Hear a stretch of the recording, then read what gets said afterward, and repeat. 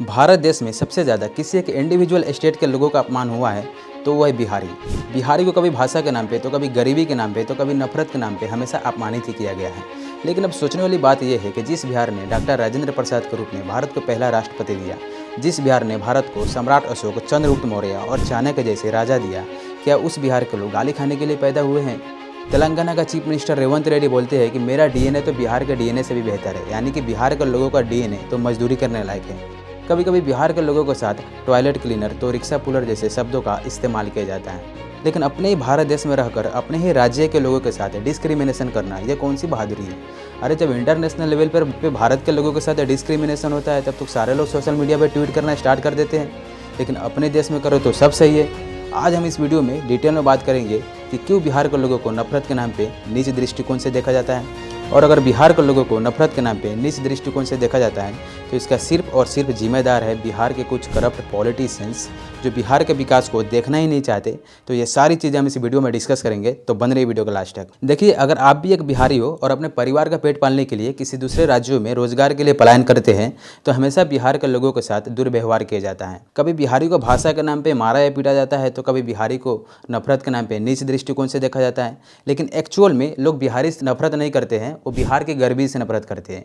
इसलिए आप अगर एक बिहारी एक्टर सुशांत सिंह राजपूत हो, पंकज त्रिपाठी हो, मनोज बाजपेयी हो, शत्रुघ्न सिन्हा हो, सोनाक्षी सिन्हा हो, नेहा शर्मा हो, तो लोग इनसे नफरत नहीं करते हैं, लोग इनका फैन बन जाते हैं। ऐसा इसलिए होता है बिकॉज ये सब बिहार का अमीर लोग हैं। लेकिन वहीं पर कोई बिहार का गरीब आदमी अपने परिवार का पेट पालने के लिए किसी दूसरे राज्यों में रोजगार के लिए पलायन करता है तो उस बिहार के लोगों के साथ भेदभाव किया जाता है। आज पूरे देश भर में बिहार की स्थिति ऐसी हो गई है कि बिहारी एक गाली बन के रह चुका है, लेकिन बिहारी गाली नहीं, गौरव है। जिस बिहार ने डॉक्टर राजेंद्र प्रसाद के रूप में भारत को पहला राष्ट्रपति दिया, जिस बिहार ने जीरो का खोज करने वाले आर्यभट्ट जैसे साइंटिस्ट दिया, जिस बिहार ने पूरी दुनिया को सबसे पहले ज्ञान और शिक्षा का आईना दिखाया नालंदा और विक्रमशिला यूनिवर्सिटी के जरिए, जिस बिहार की धरती से महात्मा गांधी भी मजबूर हो गए थे सत्याग्रह आंदोलन करने के लिए, क्या उस बिहार के लोग गाली खाने के लिए पैदा हुए हैं? उस बिहार के लोगों के साथ नफरत के नाम पे भेदभाव किया जाता है। देखिए, अगर बिहार के लोगों को नफरत के नाम पे भेदभाव किया जाता है तो इसका सबसे बड़ा एक रीज़न है बिहार की गरीबी। आज के डेट में बिहार की गरीबी इतनी गंभीर मुद्दा बन चुकी है कि इसका सीधा असर बिहार के लोगों की ज़िंदगी, हेल्थ, एजुकेशन और रोजगार के ऊपर पड़ता है। अगर आप नीति आयोग 2023 की रिपोर्ट देखेंगे तो बिहार भारत का सबसे गरीब राज्य बन के रह चुका है, यानी कि बिहार में लगभग हर 3 में से एक व्यक्ति गरीबी रेखा में अपने जीवन यापन करता है। जो बिहार चंद्रगुप्त मौर्य का शासनकाल में सबसे शक्तिशाली, समृद्ध और संपन्न राज्य था, आज वो बिहार भारत का सबसे गरीब राज्य बन के रह चुका है। आज के डेट में बिहार के लोगों का पर कैपिटा इनकम 66,000 के आसपास सिमट के रह चुकी है। अब ये पर कैपिटा इनकम कैसे निकाला जाता है? बिहार के टोटल जीडीपी को बिहार के टोटल जनसंख्या से डिवाइड करने के बाद बिहार के हर एक लोगों का सालाना इनकम निकलता है, जो कि 66,000 के आसपास सिमट के रह चुकी है। इसको भी अगर मंथली इनकम निकालेंगे तो 12 से डिवाइड करने के बाद बिहार के हर एक लोगों का मंथली इनकम 5,500 रुपये के आसपास आता है। जरा आप सोच के देखिए कि बिहार के हर एक लोगों का मंथली इनकम 5,500 रुपये आएगा तो बिहार भारत का गरीब राज्य ही बनेगा ना, समृद्ध राज्य तो बन नहीं सकता है। हम मेनली 4 फैक्टर्स के ऊपर बात करेंगे जिसकी वजह से बिहार भारत का एक गरीब राज्य बन के रह चुका है और बिहार के लोगों को गरीबी के नाम पे नीच दृष्टिकोण से देखा जाता है। पहला फैक्टर है lower industry in Bihar.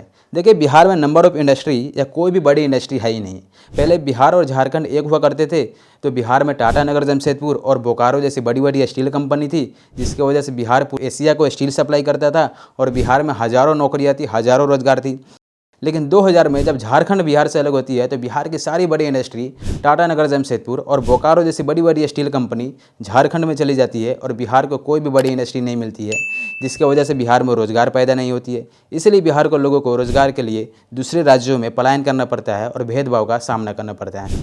Bihar में पहले चीनी मिल जैसे बड़ी बड़ी इंडस्ट्री भी थी, तो आज के डेट में लगभग सारे चीनी मिल बिहार में बंद हो चुकी है गवर्नमेंट के खराब इकोसिस्टम की वजह से। बिहार में पहले जूट की खेती होती थी, पेपर इंडस्ट्री थी, रेशम इंडस्ट्री थी, तो बिहार में हज़ारों नौकरियां थी, हज़ारों रोजगार थी। लेकिन आज के डेट में ये सारी इंडस्ट्री भी बिहार में बंद हो चुकी है बिजली, इंफ्रास्ट्रक्चर और गवर्नमेंट के खराब इकोसिस्टम की वजह से।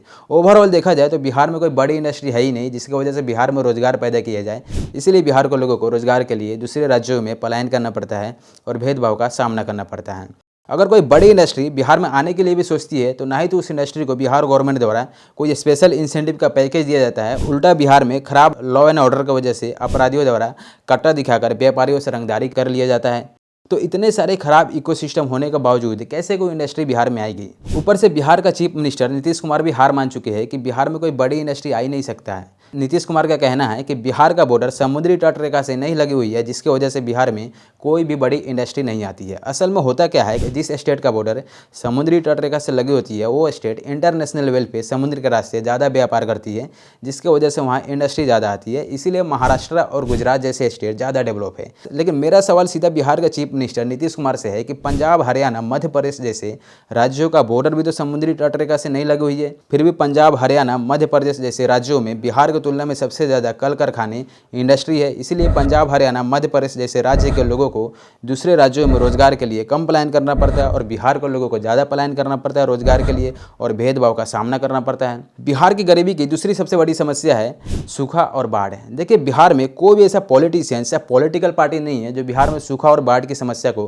खत्म करने की काम करे। एक तरफ जहां बिहार के गरीब किसान बैंक और साहूकार से कर्ज लेकर खेती करते हैं, फसल का उत्पादन करते हैं, वही दूसरी तरफ सूखा और बाढ़ आकर इन सारे फसल को बर्बाद कर देती है, जिसकी वजह से बिहार के किसानों को भारी नुकसान झेलनी पड़ती है। थोड़ी बहुत जो रोजगार बिहार में कृषि से पैदा होती है वो रोजगार भी बंद हो जाती है सूखा और बाढ़ की वजह से। इसीलिए बिहार के लोगों को रोजगार के लिए दूसरे राज्यों में पलायन करना पड़ता है और भेदभाव का सामना करना पड़ता है।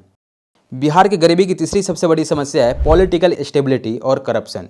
देखिए, अगर आप बिहार का इतिहास देखेंगे तो 1970 के दशक से लेकर आज तक बिहार में कास्ट बेस्ड पॉलिटिक्स हुई है, डेवलपमेंट की पॉलिटिक्स ही नहीं हुई है। 1990 के दशक में लालू यादव बिहार का चीफ मिनिस्टर बनते हैं, जिसके बाद बिहार का राजनीति में जातिवाद और सोशल जस्टिस का नैरेटिव और ज़्यादा बढ़ जाती है।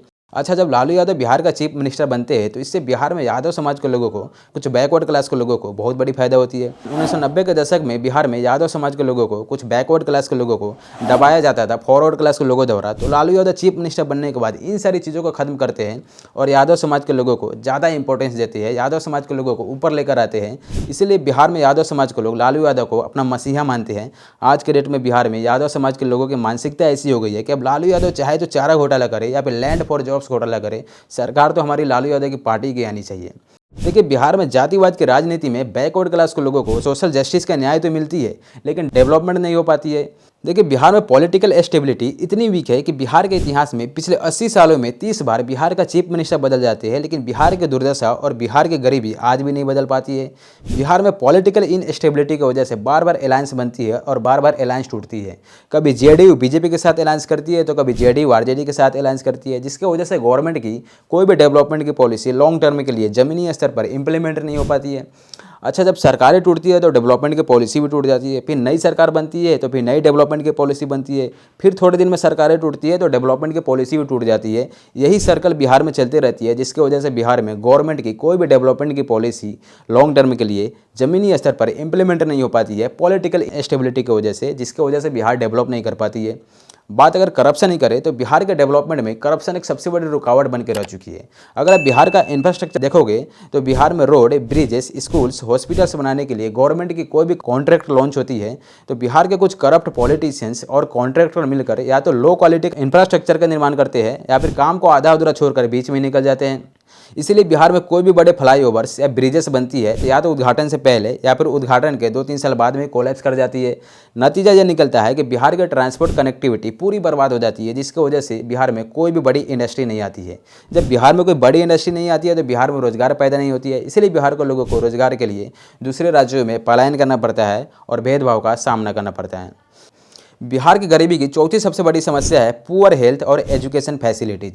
बात अगर एजुकेशन ही करें तो बिहार में एजुकेशन फैसिलिटीज़ इतनी वीक है कि अगर आप बिहार के किसी गवर्नमेंट स्कूल्स में जाएंगे तो ना ही तो कोई अच्छे स्कूल्स मिलेंगे, ना ही तो स्कूल्स में कोई अच्छे टॉयलेट्स मिलेंगे, ना ही तो स्कूल्स में कोई अच्छे टीचर्स मिलेंगे। और अगर अच्छे टीचर्स कोई मिल भी जाए स्कूल्स में तो वो टीचर बच्चों को पढ़ाने के बजाय बच्चों से बॉडी मसाज करवाने में लगे रहते हैं। नतीजा ये निकलता है कि बिहार के बच्चे गवर्नमेंट स्कूल्स में पढ़ नहीं पाते और उनके पास इतना पैसा है नहीं कि वो प्राइवेट स्कूल में पढ़ पाएंगे। जब बिहार के बच्चे एजुकेट नहीं हो पाते हैं तो बिहार के लोगों का जो गरीबी का सर्कल है, गरीबी का चक्रव्यूह है, वो टूटता ही नहीं है। इसलिए बिहार के लोगों को अपनी गरीबी से निपटने के लिए दूसरे राज्यों में रोजगार के लिए पलायन करना पड़ता है और भेदभाव का सामना करना पड़ता है।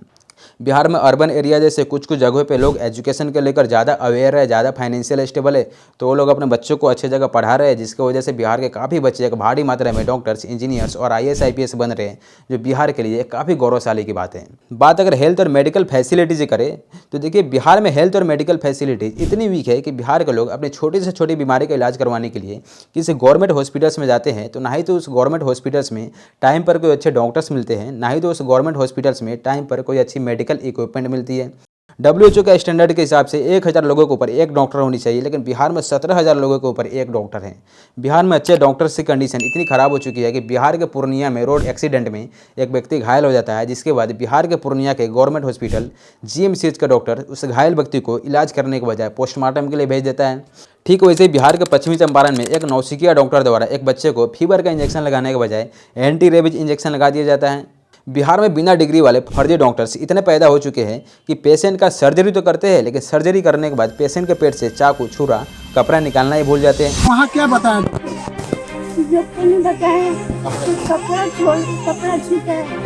कॉटन छोड़ दिया था ऑपरेशन के टाइम में। इनको मुंबई लेके गए हम लोग। वहाँ पे जो ऑपरेशन के टाइम में CT स्कैन में मालूम पड़ा कि इसमें कपड़ा छोड़ दिया हुआ है। नहीं तो ऐसे फर्जी डॉक्टरों के खिलाफ हेल्थ डिपार्टमेंट की तरफ से कुछ कार्रवाई होती है, नहीं तो ऐसे फर्जी डॉक्टरों की लाइसेंस फ्रीज किया जाता है। देखिए बिहार में हेल्थ और मेडिकल फैसिलिटीज इतनी वीक है कि एक बीमार मरीज को घर से हॉस्पिटल तक जाने के लिए टाइम पर कोई एम्बुलेंस तक नहीं मिलती है। मजबूरन बीमार मरीज को घर से हॉस्पिटल तक जाने के लिए ठेला, रिक्शा और खटिया जैसी चीज़ों का इस्तेमाल किया जाता है। मरीज को एम्बुलेंस नहीं, चारपाई पर ले जाना पड़ा। खराब सड़क के कारण गाँव में एम्बुलेंस नहीं पहुंच पाई। ग्रामीणों ने सड़क को मौत का गड्ढा बताया। देखिए बिहार में हेल्थ और मेडिकल फैसिलिटीज इतनी वीक इसलिए है बिकॉज बिहार गवर्नमेंट अपने बजट का बहुत कम हिस्सा हेल्थ डिपार्टमेंट के ऊपर खर्च करती है। उसमें भी करप्शन बहुत ज़्यादा है।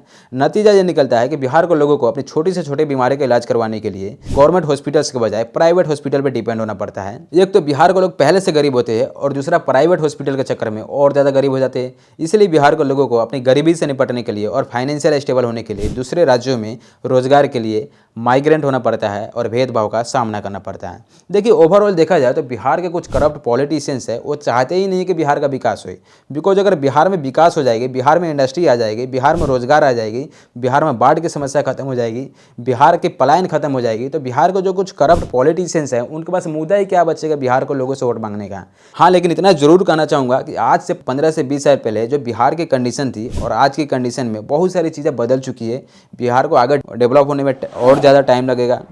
Then thank you so much for watching. मिलते हैं अगले वीडियो में। कमेंट्स करके ज़रूर बताइएगा कि वीडियो कैसा लगा और अगला वीडियो कौन से टॉपिक को बनाऊँ। जय हिंद, जय बिहार।